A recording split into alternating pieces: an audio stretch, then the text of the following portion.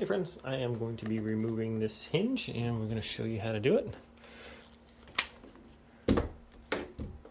Pretty much just unscrew these screws.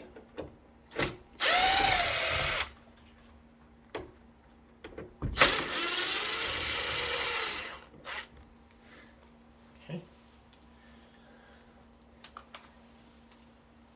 It's got a slightly longer one on this side.